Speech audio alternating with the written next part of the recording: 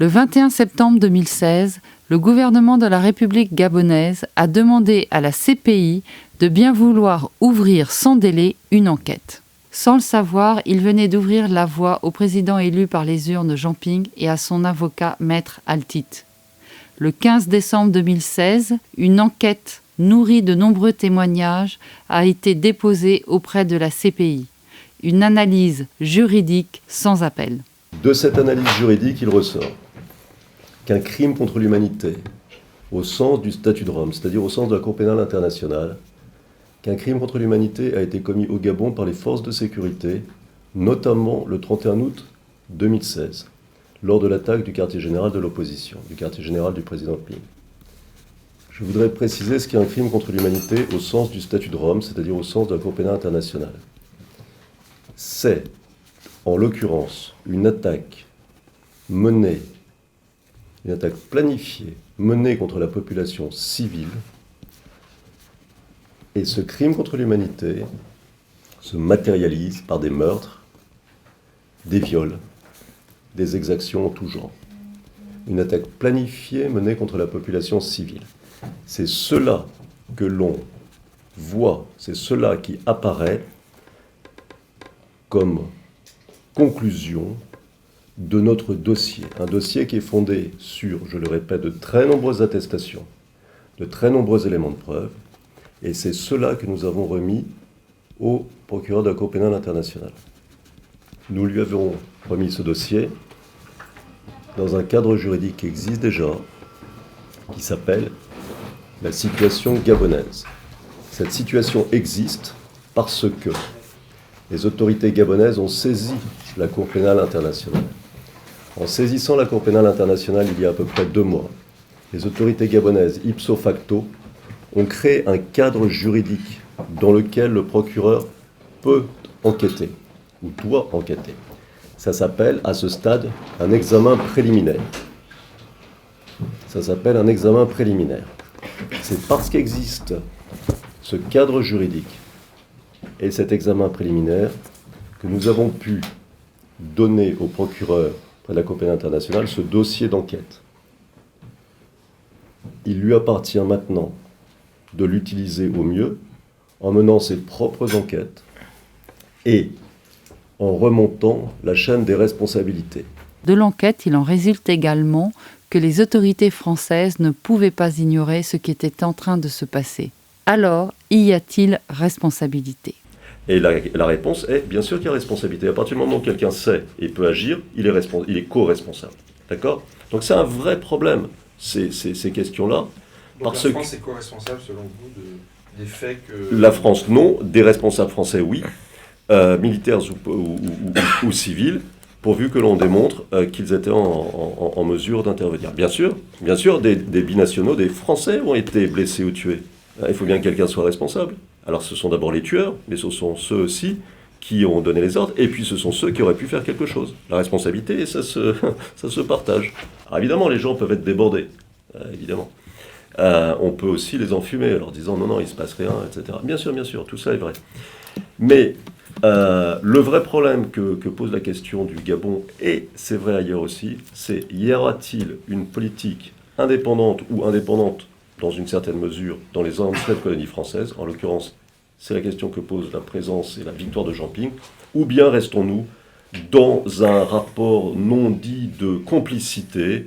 Les morts nous montrent qu'il y a besoin d'une justice. Cette justice, elle se prépare pour que ces drames, ces tragédies ne se reproduisent pas, et elles ne se reproduiront pas uniquement si chacun prend ses responsabilités, c'est-à-dire que si les autorités locales ne sont pas dans cet état de suggestion permanente, en essayant de camoufler ce qu'elles essaient de faire pour garder le pouvoir, suggestion permanente vis-à-vis de la France. Bref, l'Afrique manque de responsabilité, si vous voulez mon avis. Et mon avis, à partir des enquêtes que nous avons menées dans différents pays d'Afrique. C'est aussi en ce sens que le rapport de la mission d'observation électorale de l'Union européenne est essentiel. Il empêche d'ignorer ce que tout le monde sait déjà. Le rapport déposé par le rapport final de la mission d'observation des élections de l'Union européenne nous dit que les anomalies qu'ils ont constatées mettent en question l'intégralité du processus de consolidation des résultats et mettent aussi en question le résultat final de l'élection. Donc nous voulons aujourd'hui que cela soit reconnu. Outre les résultats faux qui ont été annoncés, je veux quand même rappeler ici que M. Ali Bongo a malmené les observateurs de la mission européenne. Ils ont été mis sur écoute. Ils ont subi toute forme de pression, des pressions morales, des pressions psychologiques. Certains ont même eu peur pour leur propre vie. Alors, de quel droit M. Ali Bongo peut-il se permettre de faire ce qu'il veut? Le peuple gabonais, il le maltraite à suffisant comme il veut, mais il va jusqu'à s'en prendre aux observateurs de l'Union européenne. Mais est-ce qu'on va s'arrêter là? Est-ce que l'Union européenne va s'arrêter là? Pour l'instant, elle appelle à un dialogue renforcé selon l'accord de Cotonou. Donc ce dialogue renforcé aura lieu, mais le peuple gabonais attend que justice lui soit rendue. Malgré un rapport sans équivoque, il n'est pas dit que cela soit suffisant. Ce rapport est très sévère, très critique. Je redis, c'est le rapport le plus sévère que j'ai lu en la matière. Et on repart sur des bases qui sont des bases classiques de relations entre l'Union européenne et les pays tiers, et avec lesquels elle entretient des relations, de façon assez dramatique, je dirais, parce que le Parlement européen se bat pour que les clauses droits de l'homme des accords de Cotonou soient mis en place, et malheureusement, ils ne le sont que de façon très limitée, très partielle, et pas à la hauteur de ce qu'attendent ceux qui... je veux dire les démocrates et les progressistes qui sont dans ces pays, qui croient encore que l'Union européenne est capable de les accompagner en la matière. Et malheureusement, je constate de plus en plus que ce n'est pas le cas pour des motifs divers et variés. Au sein de l'Union européenne, y compris les anciennes puissances coloniales, jouent le rôle de tête de pont dans les relations diplomatiques, et c'est dramatique. Il y a la volonté de mettre un couvercle sur un coup d'État. Donc c'est profondément inacceptable, et qu'à nous, évidemment, la position que nous tiendrons, y compris au Parlement européen et dans le débat public, c'est évidemment d'activer la suspension des accords, avec toujours une difficulté que nous connaissons tous, qui est il ne faut pas dans cette affaire sanctionner le peuple gabonais. Ce qu'il faut sanctionner, c'est ceux qui ont organisé le coup d'État et se sont rendus coupables de crimes autour de cette élection. Évidemment, ça n'est pas à la France de dire qui a gagné les élections. Je pense que c'est important qu'il y ait une rupture avec justement tout ce passé où la France pouvait se permettre de faire ou défaire des élections dans des pays étrangers.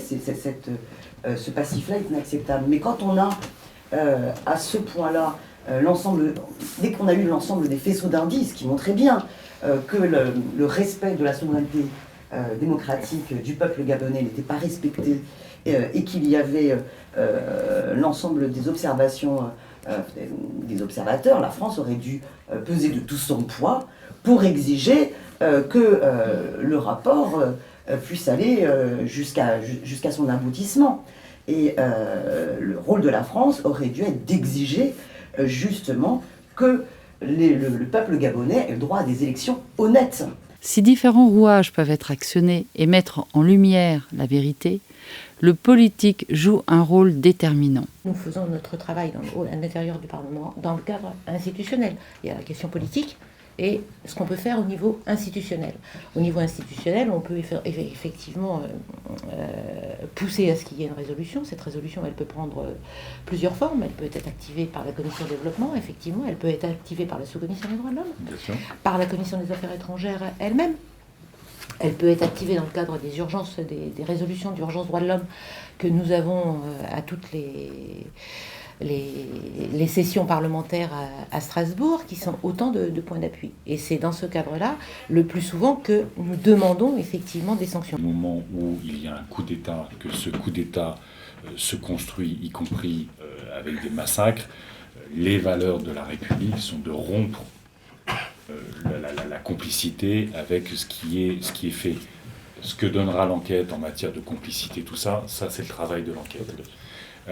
Mais vous savez, Le Gabon, ça fait quand même des décennies que c'est une corruption partagée. Il ne faut pas se raconter d'histoire. Moi, la première mission que j'ai faite au Gabon, c'était dans les années 90. C'était à l'époque la compagnie forestière du Gabon qui était en vente. C'était en vente par Pinault, qui finançait en même temps le RPR. Enfin, je veux dire, faut pas rigoler. C'est la corruption partagée autour du Gabon. Elle existe depuis extrêmement longtemps et elle a été maintenue, organisée. Le problème, c'est que la France privilégie dans cette affaire non plus peut-être le même type de corruption de financement des partis politiques qu'il y a pu y avoir une époque. Il faudra en être certain, mais c'est probablement un système qui a évolué, mais c'est simplement de privilégier les affaires des sociétés françaises au Gabon. Nous sommes complices d'un coup d'État par intérêt économique. Et que on a vu Jean-Marc Ayrault commencer quand même à un moment donné à dire des choses en disant on ne peut pas reconnaître ce qui s'est passé, et on a vu un Manuel Valls rectifier son ministre des Affaires étrangères pour dire voilà, la situation est comme ça, il faut que tout le monde se parle et tout va bien se passer. Non, tout va bien se passer peut-être pour nos sociétés qui sont impliquées au Gabon, mais pas pour les Gabonais. Et ces multinationales, par nature, moi c'est ce que je dis, elles n'ont pas de nationalité en réalité. Elles n'ont que des intérêts. Elles n'ont que des intérêts. Et ces intérêts-là, ce ne sont ni les intérêts du peuple gabonais, ni les intérêts du peuple français.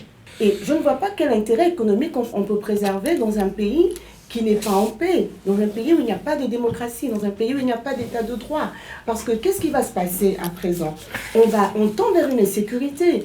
Aujourd'hui, le Gabon n'est pas en paix. Le Gabon, c'est une cocotte minute qui est en train de bouillir de l'intérieur et la soupape de sécurité s'appelle Jean Ping. C'est lui qui, pour l'instant, on demande au peuple de se calmer. C'est lui qui, pour l'instant, fait en sorte que le peuple ne réagisse pas parce que, diplomate qu'il est, il a voulu suivre à la lettre toutes les procédures diplomatiques, pacifiques, républicaines pour arriver à faire respecter la souveraineté du peuple gabonais, pour arriver à ce que lui qui a été élu exerce effectivement le pouvoir. Aujourd'hui, un projet de résolution proposé par l'Union européenne au sommet ACP-Union européenne à Nairobi demande un nouveau décompte des votes et l'ouverture d'une enquête indépendante sur les violences post-électorales. Alors, une chose est sûre, sur le papier, le Gabon est libéré d'une dictature qui perdure depuis près de 50 ans.